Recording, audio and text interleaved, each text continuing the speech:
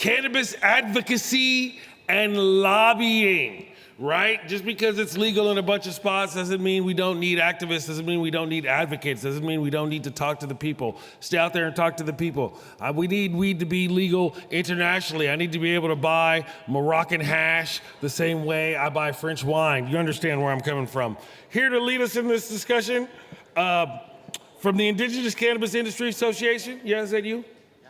Let's hear it for Rob Perro, everybody. Rob! Everybody else come out too. You guys come out. Come on. Everybody come out. You come out as a team. Oh. Give it up. Give it up for him right now.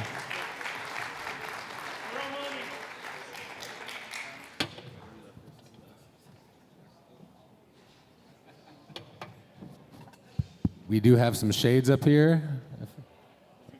Yeah, throwing shade later. Probably throwing shade. Jonah, Barbara, everybody. All right. So here we are talking about advocacy and lobbying, and I think a lot of people are like, well, it's the same thing, right? And we just had this big conversation in the back room, and it is not the same thing. But basically advocacy for me is you're carrying a message for people who can't carry that message. So who am I? My name is Rob Perro, Buju, Rob Perro, Indigenous Cause. I'm Bad River, Oneida, German and Polish, out of Milwaukee, Wisconsin. I founded the Indigenous Cannabis Industry Association about 5 years ago to be a catalyst and a war chest for indigenous nations to advance the cannabis and hemp industry. It's critically important for our communities as well. With opioid epidemic, with alcohol, with PTSD, Native Americans are the highest serving veteran demographic in our country. PTSD is a real thing. Medicare and Medicaid is now looking at CBD and THC as treatments, which is amazing and also quite the hypocrisy when our country has not yet legalized medicinal cannabis. Tribes in the US, 575 federally recognized sovereign nations. And what does a sovereign nation mean? We create our own rules, regulations, laws. We govern ourselves. And yes, that sounds quite powerful. It can also be quite complex. And tribal nations, again, utilize a number of different orgs to help really build out sustainable governments and industries. And specific to cannabis and hemp, this is why we created ICIA, is to build sustainable industries. When tribes do get involved in this space, there is advocacy and lobbying that has to happen within tribal communities. There's a lot of stigma around the plant, the fact that this plant, or the stigma around the myth that this plant is a gateway to other things, but also understanding that there are massive health benefits to this plant medicine yet to be discovered. Currently, my second oldest daughter is in her 4th stint of rehab for alcohol and opioids. This is a real why for me. I'm here while she's in rehab, but this is a journey, for our kids in an age where it's really tough to navigate, how to live your life, how to build relationships the right way, how to be tethered to the real world. So I'm here with a full heart and a full mind and ready to engage in a good way and really break down why communication is so key.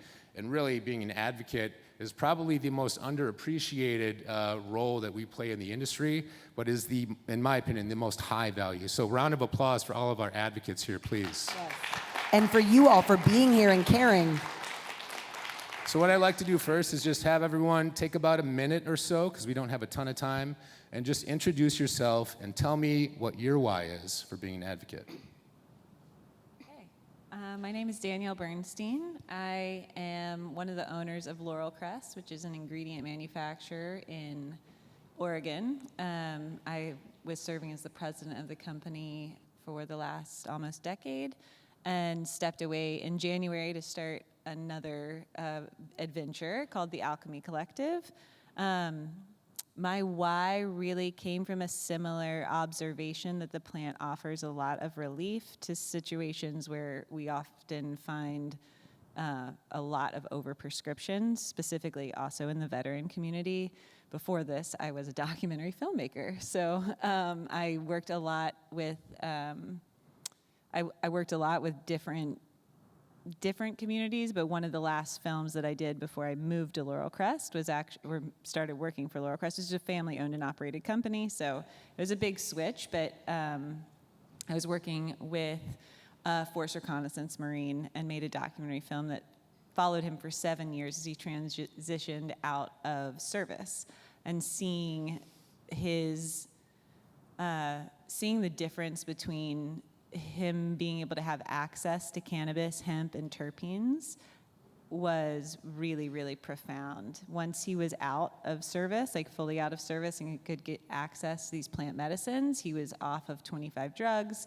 He was working a full-time job. He, repaired his relationships in a lot of different sectors of his life that he just could not, it just wasn't happening. And when he was going to get help, he was just getting prescribed. So I moved away from that. I had 3 kids. There's a lot of personal decision making of why to leave film and production, but started to help my family, the family business. And I think really that access for people who need a diverse set of tools and plant medicine being one of those tools is really what keeps me in the space. Awesome. And it sounds like you're fighting for quality of life, which sounds like an adult choice, right? We should all have. Omar. Hi, Omar Khan. I'm the Chief Communications and Public Affairs Officer for High Tide Inc. High Tide is primarily known as a Canadian cannabis retailer. So we're the largest retail chain in Canada with 220 stores. We do have one store in Alexanderplatz in Berlin. It doesn't sell cannabis, but it sells cannabis accessories. So if you want to go shopping later, feel free to check that out. It's called Canna Cabana. In the US, we also own a hemp-derived CBD company called New Leaf Naturals. And through them, we are founding members of the National Compassionate Care Coalition in the United States, which is lobbying the Trump administration as they work to set up the Medicare pilot projects. And before I came to High Tide, I worked in Canadian politics for a very long time, primarily different roles within the Liberal Party of Canada and their provincial Liberal Party cousins. I won't go into the details there. My why, what other industry can you join at the beginning and help shape it for years and decades to come, right? So cannabis in Canada, at least, was prohibited for 100 years. So, it's a great place to be to help shape a growing and very, very important industry. Thank you, Omar. Doctor? Chuklako motaski hishkis tsupasat hishik. Oh, how Haida. Good morning, everyone, or afternoon. My name is Dr. Michelle Corfield, and I am let's start my journey. Number one, I am a consultant in Indigenous relations, mostly treaty negotiations, and I also have been a 4-time MP candidate under the Liberal Party of Canada. We got to get you over the edge next time. Over the line. We gotta get you over the line. 6%. And I've also spent a lot of time, so I'm going to talk about it. I spent 6 years on the College of Physicians and Surgeons in British Columbia, shaping medical cannabis for Canada. Back in the Harper days, we call them. But my why. I have many whys. Why? I come from a long history of women that were Indigenous medicine women, and they have used this plant since time immemorial. So using the plant coupled with other Indigenous plants, we've made lots of salves and creams for a long period of time.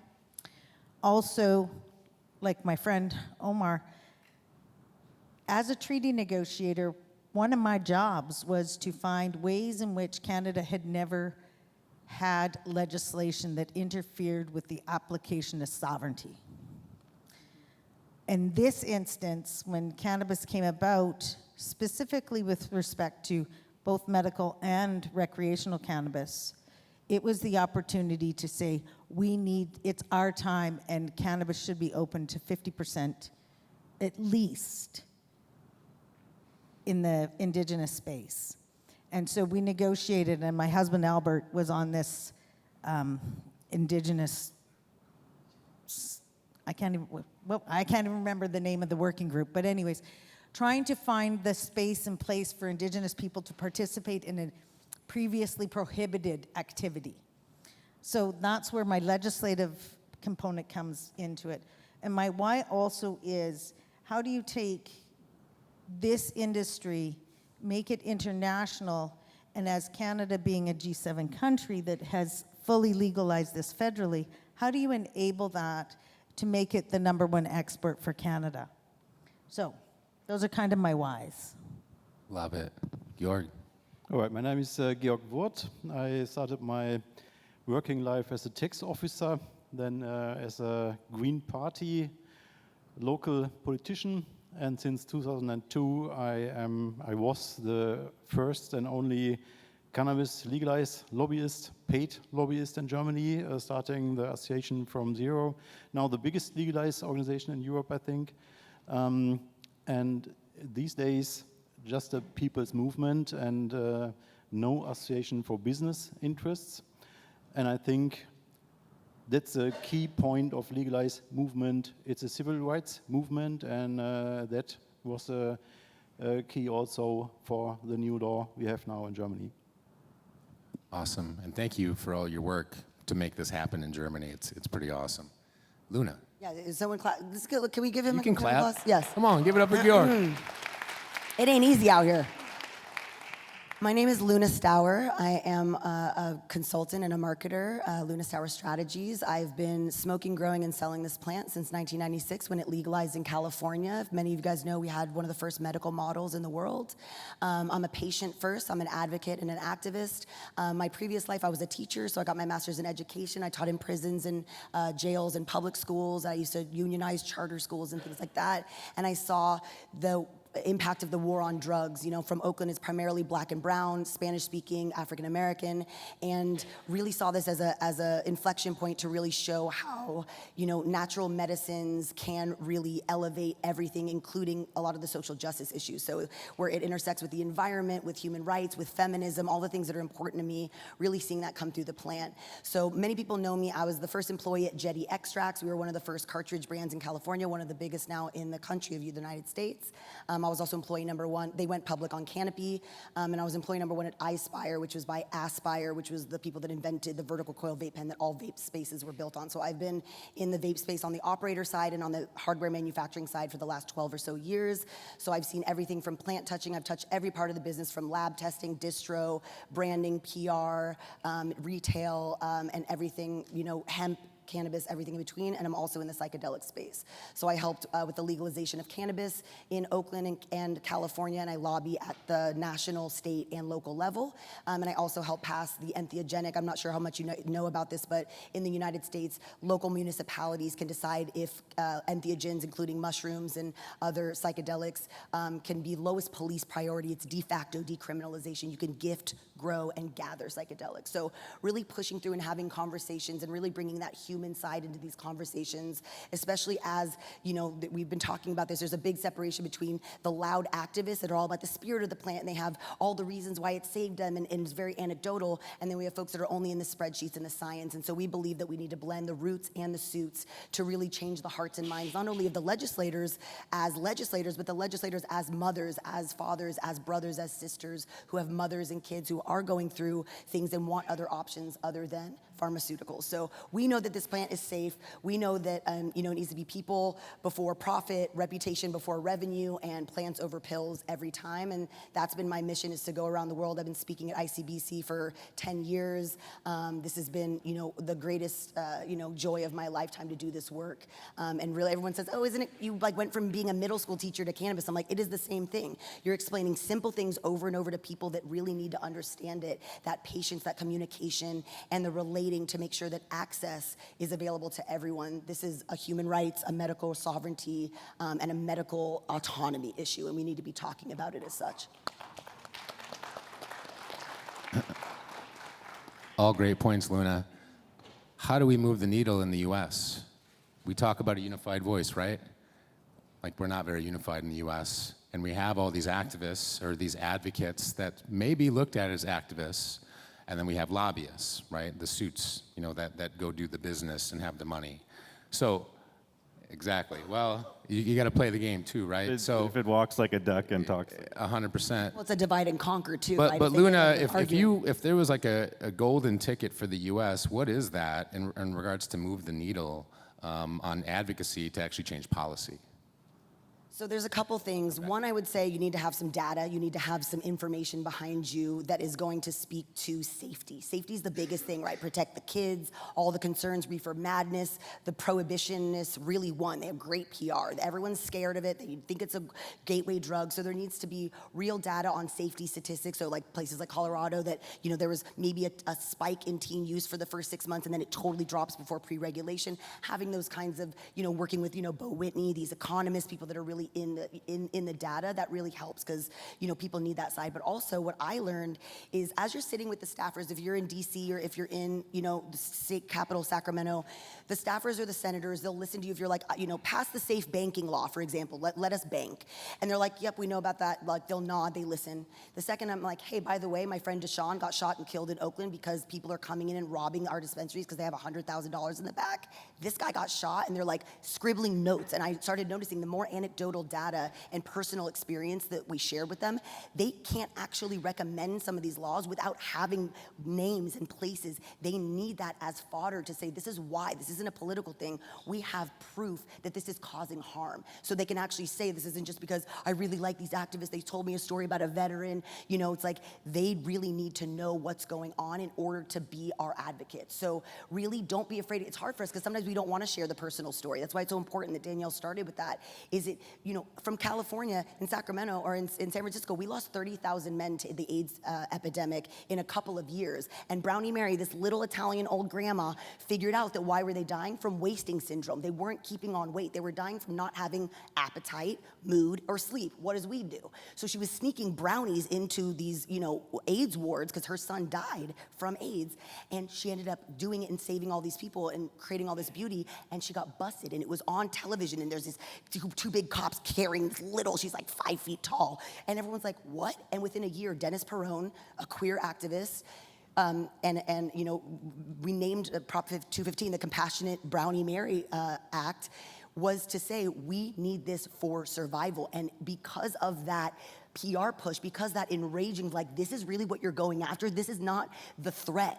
It's the humanization and getting people together and saying this is actually helping. And a lot of these folks were on Medi-Cal and on government assistance. We end up paying for those things. So it's not like the public has no interest. We want people to be healthy. We need to because we pay for that system.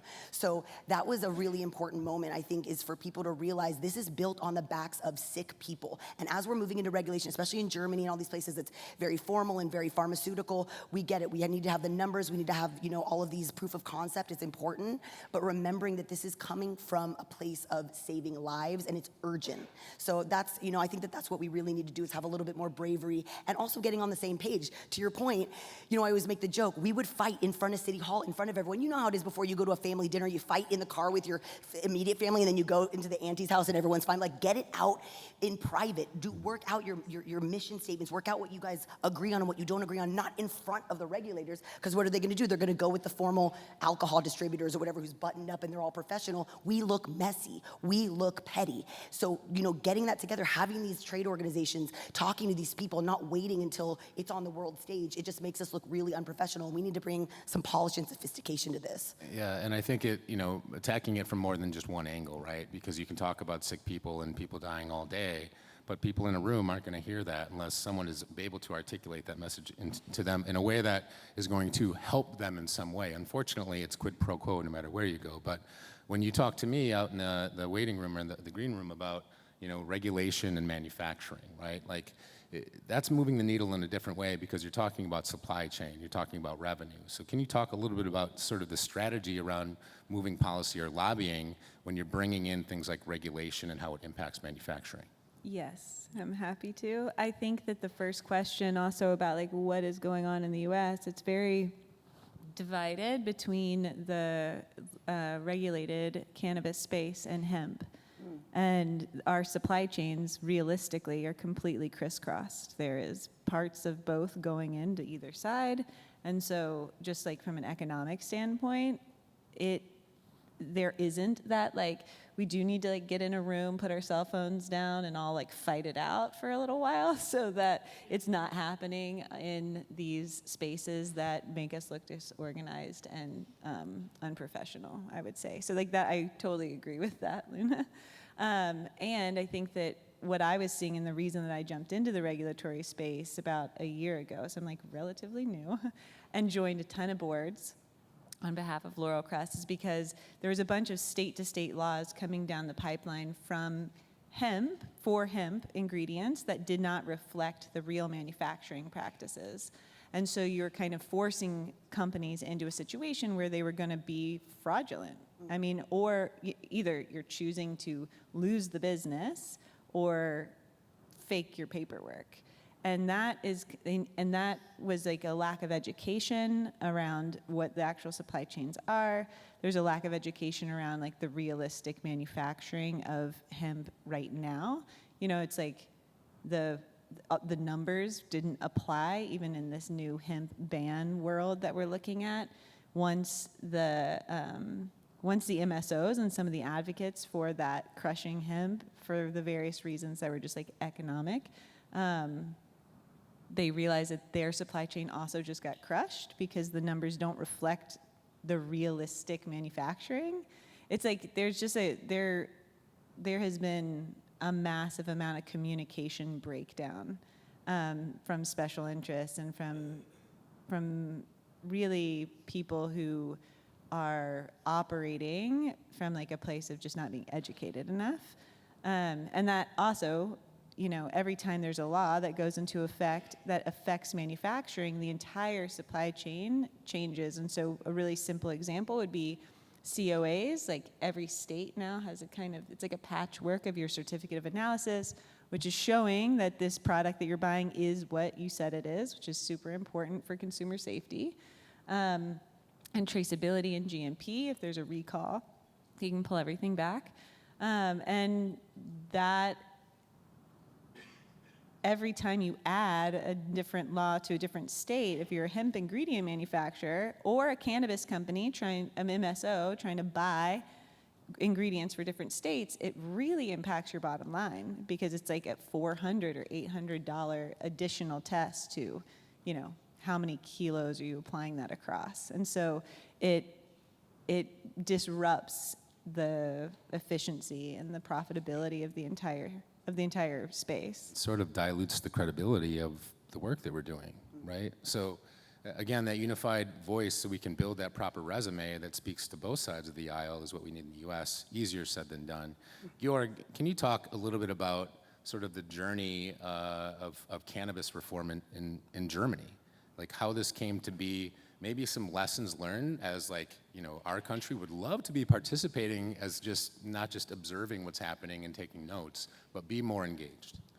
Well, I think there are some important differences between the American political system and European or German system because there's much more money involved in the States. If you want to have a job that is a high-level politician, you need a lot of money in your own pockets, which is not important in Germany at all. Even if you want to become Bundeskanzler, you're not elected directly, but from the parties in the parliament. And you can be a poor man or something. And we have many more parties involved. You have those two. And after the elections in 21, we had 6 parties in the parliament, all over the spectrum from right-wing to left-wing, conservatives, liberals, social democrats, and Greens. And as I told you, I was more than 20 years in the game of those, influence those parties and seeing them switching to legalization.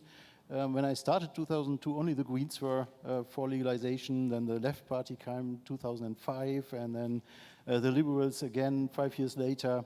And in the last year of those, of the last election period, it was the Social Democrats. And we were lucky to have those left-wing government coming together with Social Democrats, Greens, and Liberals, who were all in their programs favoring legalization. So that was the point. They couldn't go another way. It was clear they had to do this. And one key, as I said in the beginning, was, I think, this civil rights thing we were telling them. You tell me I'm a criminal because I'm smoking cannabis and not drinking beer? Let me alone. Leave me alone. This is my personal decision. That's not your decision. And we managed to get really a lot of people in social media and all the networks and so on getting involved, letting the internet burn that time to really bring them to that decision, really do it, which was several times about to crash altogether. They didn't make a real legalization. They didn't make shops as they wanted to do it at the beginning, but there was a danger that they don't do anything. Right. So, but we got them there because of a lot of pressure from people, not from businesses. And I think this is a big difference. This is a key that might play a smaller role in the States. It's not like one or other side, like black or white, business in the States and civil rights in Europe. But I think a little bit the tendency is more in Europe and Germany in this civil rights discussion and direction. And on the other side, of course, there's the business influence is bigger on the conservative side. We built a new association for business interests in 2020. We were involved as Cannabis Association and put one half of ourselves, let's say, into this new structure. And so we had our influence on the left side of the spectrum, to the Greens, the lefts, and Social Democrats, where we had open doors. And on the other side, the more business-oriented association and businesses themselves have more open doors on the conservative sides, which don't pick up the phone when I ring them. So this is important to work together. But at the end, I think without this civil rights movement and this part of the game, we wouldn't have won this. So common sense, right? Civil rights, you would think that would make sense. A lot more differences of opinion in the U.S. and people who like to drink red wine and smoke weed but wouldn't vote that way. So we have a lot of hurdles to overcome. Our neighboring country, Canada, obviously has moved a little quicker than us. And Omar, if you can provide a little bit of a nutshell of what led to cannabis getting to the point where they are now, but also you're a professional lobbyist. Maybe you can add a little bit of a distinction to what the difference is between an advocate and a lobbyist. So lobbying generally refers to the act of meeting with policymakers, right? So it's going to a meeting, talking to a minister, a cabinet secretary, an elected official, putting your case forward. Generally, that's considered lobbying. Activism and advocacy are usually more grassroots oriented. But the one thing I would say is the most successful advocacy campaigns combine both, and in a coordinated fashion, not in a haphazard fashion. So look, we've had grassroots activists in Canada for decades in the cannabis space, and I sincerely believe this. They laid the groundwork that enabled the Liberal Trudeau government in 2015 to take a risk and actually move forward with legalization. Because what they did is they helped shape public opinion. Politicians very rarely will take a big risk on something that does not have significant public support. And in Canada, at least, it had majority support. Even with the majority support, though, in the polling, Canada's legalization was an accident of history. It was put into the Liberal Party platform in 2015. I'll say this, now I can say it, I guess, because the party was polling in third place and didn't think it had a chance in hell of winning the election. So it was, the policy rationale behind the promise to legalize was there, but the political rationale was that they thought it could boost youth turnout and help propel them to win maybe another half dozen seats, maybe come in second. They ended up winning, and to the government's credit, they kept good on the promise and they moved forward, and Canada did become the first G7 country to fully legalize at a federal level cannabis, and hopefully not the first, but we were the first. Happy accidents, man. Doctor, to kind of play off of that, issues facing Canada and that market right now, and how does the indigenous sort of sector integrate into that, or does it not? So I would say we have not met our reconciliation efforts as a country with respect to Indigenous participation. I would say we have created barriers through legislation, through the Indian Act and all kinds of other sorts of bad legislation Canada has, that have limited the scope and ability of nations to participate. I will also say this.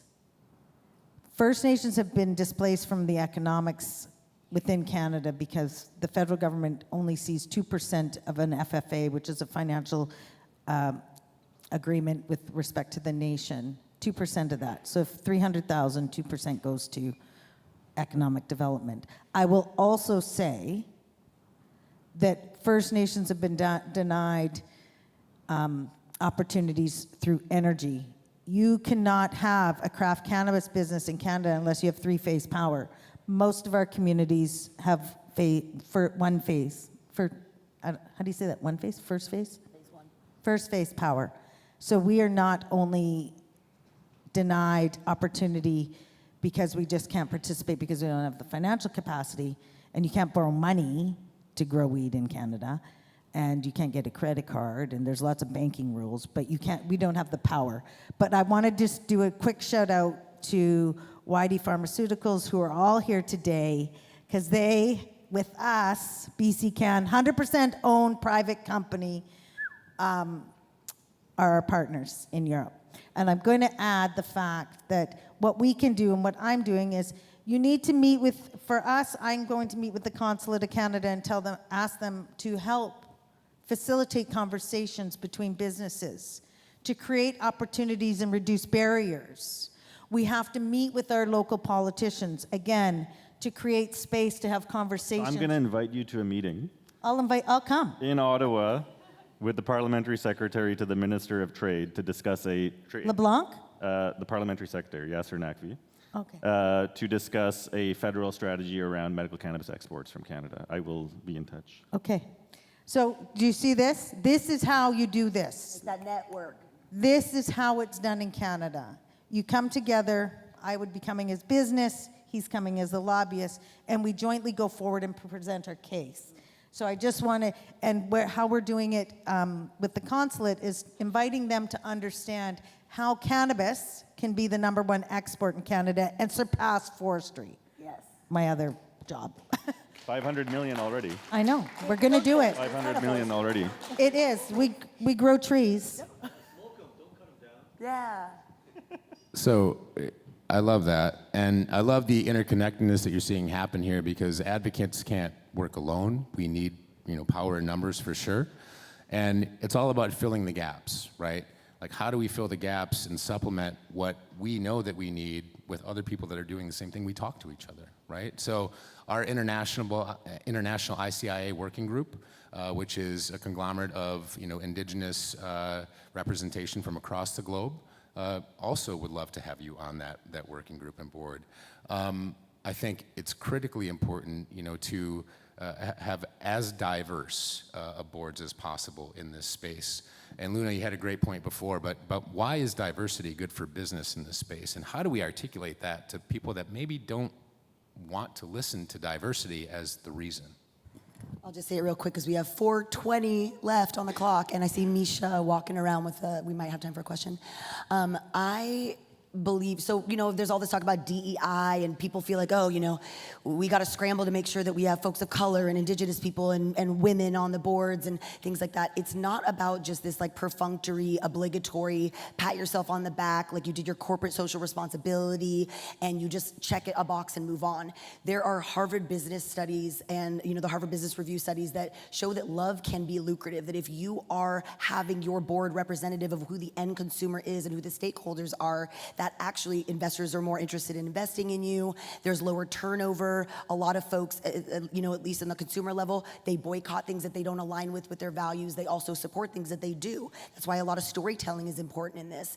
So we're learning more and more now that there's real revenue tied to having diverse boards, having people in the room. A lot of what we've seen in the United States is everyone in those boardrooms look the same. So when they have a marketing campaign, it misses the mark and it doesn't feel right because no one was in the room to be like, hey, that might offend some women, or hey, that doesn't really represent the urban community, or they're just, it's not just something that you do to like feel good and give yourself a dopamine ping that you're being woke and you're being politically correct. It actually helps with revenue, with building more interest, and it's more likely, like we've seen on, I've been coming, like I said, to ICBC forever. We were like women were less than 10%. Now it's like easily 40 to 50% of this conference is females, because it, you know, women, like we you know, it's, I know a guy, well, I know a girl, and women, you know, operate, we are collectivists. We create community. And so having women on a board gets you into rooms that all dudes are not necessarily going to get into, and vice versa. Folks of color, indigenous people are going to be able to speak. It's very hard to get into conversations with indigenous folks because they can break a lot of rules. They can do interstate transfer. They have different kind of subsidies. They have access to certain loans. They're very gatekeeping. They don't want to talk to folks. They've already been colonized. So there's certain people that need to have that respect that they don't, some people don't even want to have that conversation. So having people in the room that are disarming for some of these conversations actually opens up doors to do business. So it's not just about bragging that you have, you know, a female brand ambassador at your booth. Are they on the cap table? Are they decision makers? Are they equity holders? Do they have skin in the game?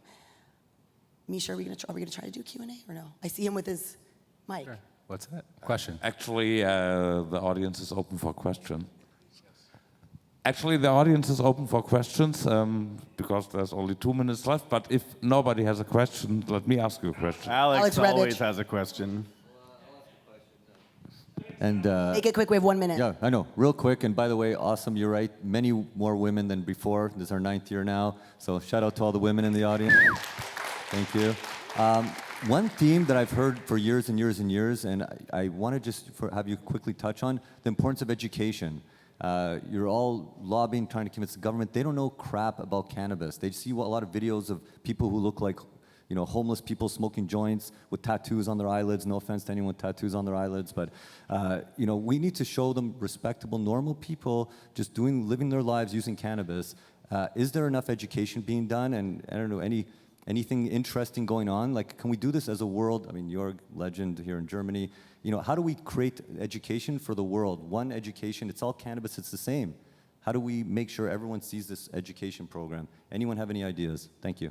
I'm going to say it's not being done well right now.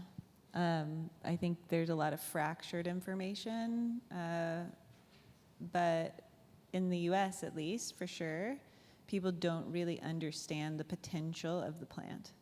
And I don't think that story is being told well as, like, you know, it's just saying for export in Canada. I mean, that's a huge thing for a country to say, okay, we built a new industry that never existed and it's 500 million in export. Like, the whole story, not, you know, that everything from the person who is being saved by the plant to the country that has a new export commodity, it's not really being done that well. Can I just do one example? The Cannabis Media Council in the United States, they are kind of a lot of brands do the education, but everyone's like, oh, you're just trying to sell your brand. We need like kind of an objective party that is just the PSA for the plant, speaking for the plant that's not getting money from it. So Cannabis Media Council was able to do a partnership with Hearst Media. If you guys don't know Hearst Media, when you go to Hudson News in an American airport, like all the magazine stands, they actually had banner ads on their websites. They're in, you know, they have a partnership, and even porn.com, like Pornhub, they had a banner ad. Like there's ways to mainstream, and it was like older black couple that was like, it's improving our sex life. We need to have mainstream, so those two things. One that's kind of like this objective, just this PSA for the plant, almost as if the government is doing like a public service announcement, but also going outside of just our own bubbles. How are we actually getting into spaces that are literally in newspaper stands, in airports? I think in the U.S., our universities, our academics, you know, being late to the game or even having the authority to get involved with this is really a barrier for us to move this forward as well. But public safety, our own medical society, our own academic society, being behind the game, it really takes a lot of acute sort of town halls, which we do a lot of in Indian country. And in Indian country, when you have small native communities that have been ravaged by so much trauma, this is still a really tough thing to talk about. So sometimes we're in there literally just doing a cannabis 101. Like, here's our doctor, Dr. Rosado. He's going to talk about the endocannabinoid system. He's going to break down some case studies of how people have received benefits and higher quality of life, and just starting there. And once you get your elders involved, and your grandmas and grandpas, and your aunties and uncles, and they start feeling more secure to come out and tell their stories, that's where the power lies. So it's still acute, and it still has to remain that way, but we have to stay crazy persistent and consistent with what that message is for us to be successful. Any other final thoughts here, Omar? I'll just go before. Sorry. I'll go before Omar because he's going to close really well. I would say this is where you need to take cannabis education into the academic institutions. You have to institutionalize research on cannabis now, because if it's not, it'll be lost for a generation. It has to be taught in pharmaceutical schools. It has to be taught in medical schools. It has to be taught in business schools. If we don't have the case studies to back up the economic opportunity, the medical benefits, and the prescription components, we've lost. That's how we're going to win this. You have to have a robust educational platform that you're pushing through universities. Your economics have to be aligned, and you have to bring on your politicians. Omar? Yeah, I'll just close with two things. So, number one, don't forget about the grassroots. It's extremely important. Everybody who's here and owns a company in Germany, either join the BVCW or George's group, because you want to make sure that your associations are well resourced and well supported.